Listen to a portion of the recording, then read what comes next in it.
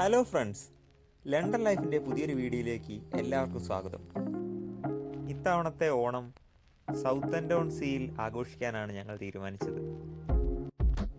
അങ്ങോട്ട് പോകാനായി Stratford railway സ്റ്റേഷനിൽ ഞങ്ങൾ ട്രെയിന് കാത്തു നിൽക്കുകയാണ്. സ്ട്രാറ്റ്ഫോർഡിൽ നിന്നും സൗത്തൻടോൺ സീ വിക്ടോറിയയിലേക്കാണ് നമുക്ക് ട്രെയിൻ കയറേണ്ടത്.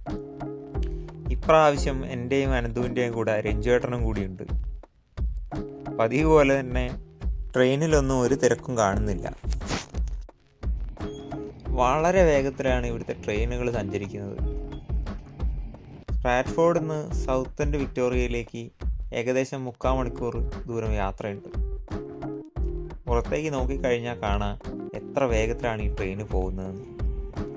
മുമ്പോട്ട് പോയി കഴിഞ്ഞപ്പോൾ നല്ല ഭംഗിയുള്ള സ്ഥലങ്ങളാണ് കാണുന്ന നോക്കാം. പല സ്ഥലത്തും ഞങ്ങൾ മാനുകളെയും കുതിരകളെയും ഒക്കെ കണ്ടു. ഇതൊക്കെ ഇവിടുത്തെ പലതരം കൃഷിസ്ഥലങ്ങളാണ്. അങ്ങനെ നമ്മൾ യാത്രയൊക്കെ കഴിഞ്ഞ് സൗത്ത് എൻഡ് വിക്ടോറിയ സ്റ്റേഷനിൽ എത്തിയിട്ടുണ്ട്. 1889 സ്ഥാപിച്ചതാണ് സൗത്ത് എൻഡ് വിക്ടോറിയ സ്റ്റേഷൻ. സ്റ്റേഷൻ്റെ ഓപ്പോസിറ്റ് ആയിട്ട് നമ്മൾ റോഡ് മുറിച്ച് കടന്നു കഴിഞ്ഞാൽ ഇതാണ് South End Victoria shopping centre. തൊട്ടടുത്തായിട്ട് HSBC ബാങ്ക് കാണാം. Hong Kong and Shanghai bank corporation എന്നാണ് HSBCൻ്റെ ഫുൾ ഫോം. നമ്മൾ വീണ്ടും മുമ്പോട്ട് നടന്നാൽ കാണുന്ന ഈ സ്ട്രീറ്റാണ് സൗത്ത് എൻഡ് ഹൈ സ്ട്രീറ്റ്. ഒരുപാട് റെസ്റ്റോറൻറ്റുകളും ഷോപ്പിംഗ് സെൻറ്ററുകളും ഒക്കെ ഉള്ള സ്ട്രീറ്റാണ് south end high street.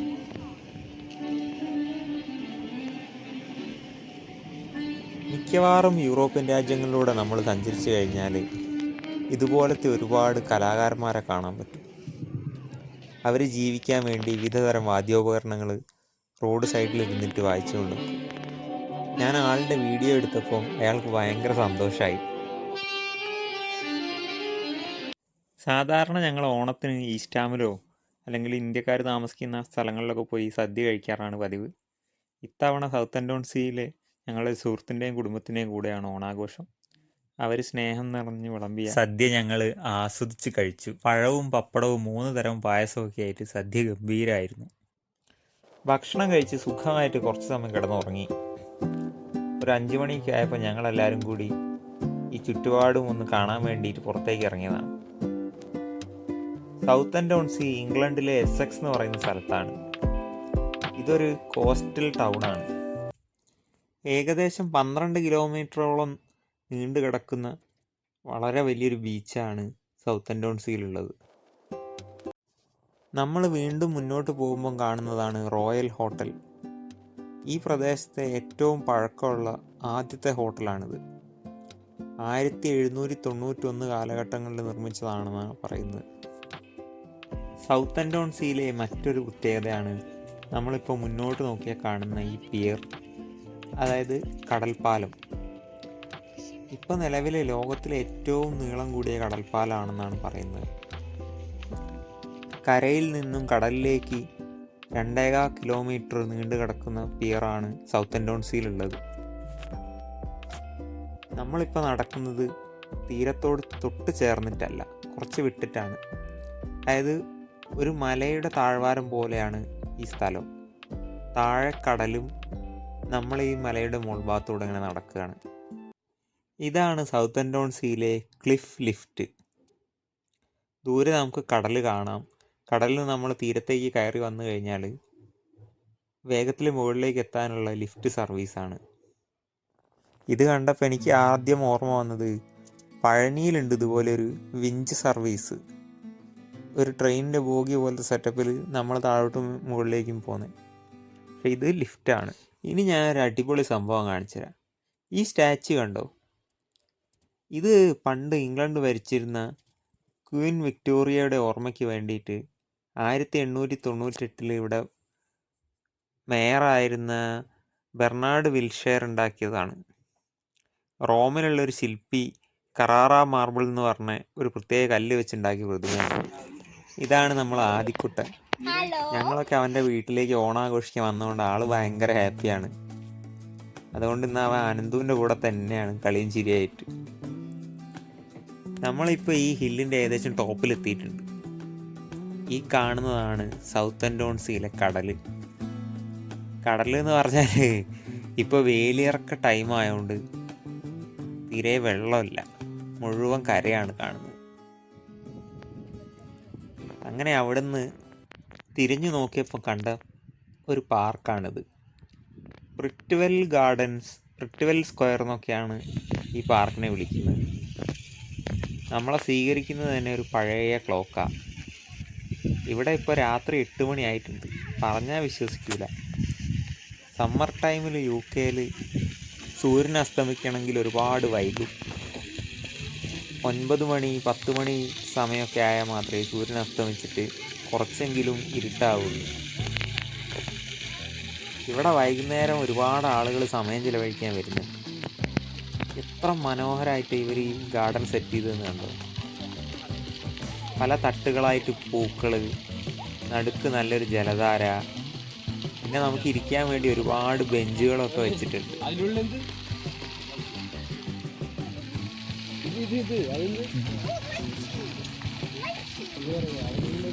പ്രിറ്റ്വെൽ garden ആണ് ഈ പ്രദേശത്തെ ഏറ്റവും പഴക്കമുള്ള പൂന്തോട്ടം.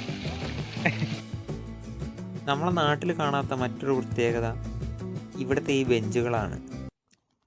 ഓരോ ബെഞ്ചുകൾക്കും ഓരോ കഥ പറയാനുണ്ട്. നമുക്ക് പ്രിയപ്പെട്ട മരിച്ചുപോയ ആളുകളുടെ മെമ്മറിക്ക് വേണ്ടിയിട്ട് ഇവിടെ സ്പോൺസർ ചെയ്യുന്നതാണ് ഈ ഇരിപ്പിടങ്ങൾ. അച്ഛനും അമ്മയ്ക്ക്, അതുപോലെ ഭാര്യയ്ക്ക്, ഭർത്താവിന്, അങ്ങനെ ആളുകൾ സ്പോൺസർ ചെയ്തതാണ് ഈ ഇരിപ്പിടങ്ങളൊക്കെ. ഈ വാഹനം നമ്മുടെയൊക്കെ ശ്രദ്ധ ആകർഷിക്കും. ഇതാണ് RV, റിക്രിയേഷണൽ വെഹിക്കിൾ, അല്ലെങ്കിൽ മോട്ടോർ ഹോം എന്നൊക്കെ പറയും. പണ്ട് ബെൻടൺ കാർട്ടൂൺ കണ്ട ആളുകൾക്ക് ഓർമ്മ ഉണ്ടാവും. ഇത് സത്യം പറഞ്ഞ ഒരു വീടും വാഹനവും കൂടിയാണ്. നമുക്ക് ഒരുപാട് ദൂരം യാത്ര ചെയ്യുക, അതിൽ തന്നെ താമസിക്കുകയും ചെയ്യാം. എത്രയോ കിലോമീറ്റർ ദൂരം ഇങ്ങനെ പാർക്ക് പച്ചപ്പ് വിരിച്ച് കിടക്കുകയാണ്. ആ പച്ചപ്പിലൊക്കെ ഇടയ്ക്കിടയ്ക്ക് ഓരോ ഓക്ക് മരങ്ങളും ഉണ്ട്. നമ്മളെ നാട്ടിലുള്ള ഈ ജാതിമരം പോലെയാണ് ഇത് കാണുമ്പോൾ പെട്ടെന്ന് തോന്നുന്നത്. അത്രയ്ക്ക് ഇലകളും കൊമ്പും തൂർന്നുണ്ടായി കിടക്കുക. ഇതിൻ്റെ മുകളിലേക്ക് കയറിപ്പോകാൻ പറയുന്നത് ഭയങ്കര കഷ്ടമായിരിക്കും. തൊട്ടടുത്തുള്ള മരങ്ങളൊക്കെ ഇതിലും ഡെൻസായിട്ടാണ് ഇല വളർന്നിട്ടുള്ളത്.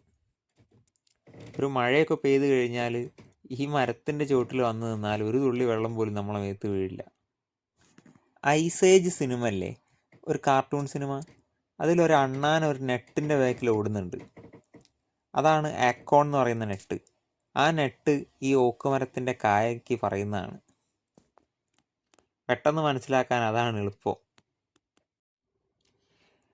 മൈസൂരുള്ള വൃന്ദാവൻ ഗാർഡനിൽ, ചെന്നൈയിൽ, അവിടെയൊക്കെ ഒരു ക്ലോക്ക് ഉണ്ട് പൂക്കൾ കൊണ്ടുള്ള.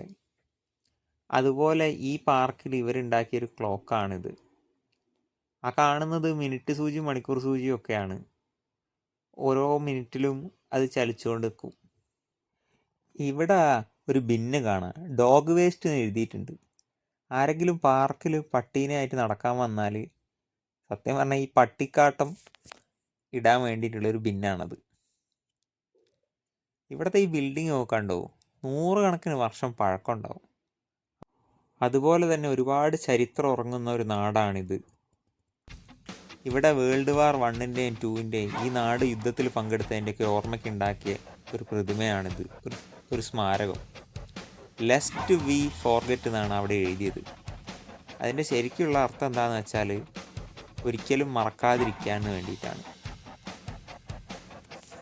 ഇവിടെ ആ യുദ്ധസ്മാരകമായിട്ട് ഒരു സ്തൂപം ഉണ്ടാക്കി വെച്ചിട്ടുണ്ട്.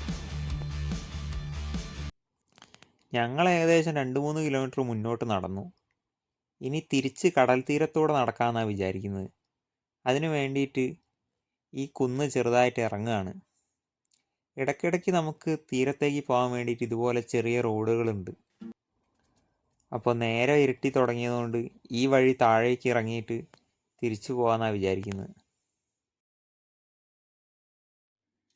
കുറേ നടന്ന് ക്ഷീണിച്ചു കഴിഞ്ഞാൽ ആൾക്കാർക്ക് ഇരുന്ന് വിശ്രമിക്കാൻ ഇവിടെ ഒരു വിശ്രമ കേന്ദ്രം കൊടുത്തിട്ടുണ്ട്. സന്ധ്യാസമയത്ത് നേരെ മുന്നിലായിട്ട് കടൽ കണ്ട് അങ്ങനെ ഇരിക്കാൻ നല്ല സുഖമാണ്. താഴോട്ട് ഇറങ്ങാനുള്ള വഴി വെറുതെ റോഡ് വെട്ടിയിട്ടതല്ല, നല്ല നല്ല പച്ചപ്പുള്ള ബുഷുകളും ചെടികളും പൂക്കളും കൊണ്ട് ഇവരൊക്കെ അലങ്കരിച്ചിട്ടുണ്ട്. ആ വാവേനെ കൊണ്ടുപോകുന്ന വണ്ടി കണ്ടോ, അതിന് ബഗ്ഗി എന്നാ പറയുക. അതുള്ളതുകൊണ്ട് നമ്മുടെ നാട്ടിലെ പോലെ കുഞ്ഞിനെ എടുത്ത് നടക്കേണ്ട കാര്യമില്ല. അതിൻ്റെ ചക്രം വെച്ചിട്ട് നമുക്ക് സ്റ്റെപ്പ് ഇറക്കാനൊക്കെ സാധിക്കും. അങ്ങനെ നടന്ന് നമ്മൾ കടൽ തീരത്തേക്ക് എത്തിയിട്ടുണ്ട്. കടൽ തീരം എന്നൊക്കെ പറഞ്ഞാൽ നാട്ടിലെ പോലെ നല്ല മണലും തിരമാലയും ഒന്നും ഇവിടെ പ്രതീക്ഷിക്കരുത്. നമ്മൾ വന്ന വഴി ഞാനൊന്ന് കാണിച്ചു തരാം. നമ്മൾ അവിടുന്ന് താഴോട്ടാണ് ഇറങ്ങി വന്നത്. ഇതാണ് സൗത്ത് ഓൺ സീയിലെ കടൽ. ഇപ്പോൾ വേലിയിറക്ക സമയമായതുകൊണ്ട് കടൽ എത്രയോ ഉള്ളിലേക്ക് വലിഞ്ഞിട്ടുണ്ട്. ഇപ്പോൾ ഇവിടെ നോക്കിയാൽ കാണാം ചെറിയ ചെറിയ ബോട്ടുകളൊക്കെ കരയിലെത്തി. അത് കടലായിരുന്നു, വെള്ളം വലിഞ്ഞപ്പോൾ അത് കരയിൽ നിൽക്കുന്ന പോലെയാണ് തോന്നുന്നത്.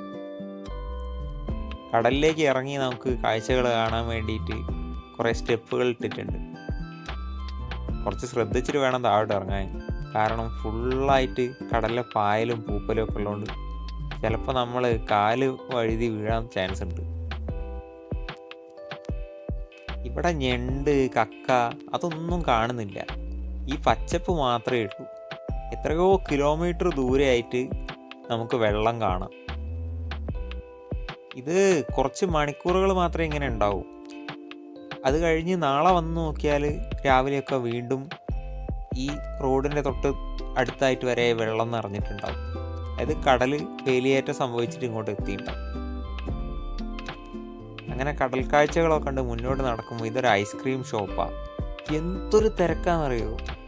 രാത്രി 8 മണിയൊക്കെ കഴിഞ്ഞിട്ടുണ്ട്, എന്നാലും ആളുകൾ ഇവിടെ ആഘോഷിക്കാൻ വേണ്ടി വന്നതാണ്. പ്രായമായവരും ഇതൊക്കെ റൈഡേഴ്സാണ്. ഇവർ ഈ ബൈക്കൊക്കെ നിർത്തി ദൂരെ യാത്ര പോകുന്നതിനിടയ്ക്ക് ഇവിടെ ഭക്ഷണം കഴിക്കാനും ഐസ്ക്രീം ആസ്വദിക്കാനൊക്കെ വേണ്ടി വന്നതാണ്. ഇപ്പോഴത്തെ സൂപ്പർ മോഡൽ ബൈക്കുകൾ, അതുപോലത്തെ പണ്ടത്തെ വില കൂടിയ വളരെ റെയറായിട്ടുള്ള വണ്ടികളൊക്കെ ഉണ്ട്. ഈ ട്രയംഫ്, നമ്മളെ നാട്ടിൽ ബുള്ളറ്റ് പോലെയുള്ള പ്രത്യേക വണ്ടികളൊക്കെ. അങ്ങനെ കടൽ തീരത്തെ കാഴ്ചകളൊക്കെ കണ്ട് നമ്മൾ വീണ്ടും മുകളിലേക്ക് തന്നെ കയറിയിട്ടുണ്ട്. എൻ്റെ വീഡിയോ കാണുന്ന എല്ലാവരും എൻ്റെ ലണ്ടൻ ലൈഫ് എന്ന ചാനൽ സബ്സ്ക്രൈബ് ചെയ്ത് തന്നെ സപ്പോർട്ട് ചെയ്യണം. ചെറിയൊരു സർപ്രൈസ് ഇല്ലാണ്ട് എങ്ങനെയാണ് ഓണാഘോഷം പൂർത്തിയാകുന്നത്. അപ്പോൾ ആദംകുട്ടന് വേണ്ടിയിട്ട് കുറച്ച് കമ്പിത്തിരി കരുതിയിട്ടുണ്ടായിരുന്നു. അങ്ങനെ ഞങ്ങൾ അതൊക്കെ കത്തിച്ച് ഓണാഘോഷത്തിൻ്റെ കൊട്ടിക്കലാശത്തിലാണ്. അപ്പോൾ ഇതുപോലത്തെ കിടിലൻ വീഡിയോസുമായിട്ട് നിങ്ങളുടെ സ്വന്തം ലണ്ടൻ ലൈഫ് ഉടൻ തന്നെ വരുന്നതായിരിക്കും. എല്ലാവർക്കും എൻ്റെ ഹൃദയം നിറഞ്ഞ ഓണാശംസകൾ.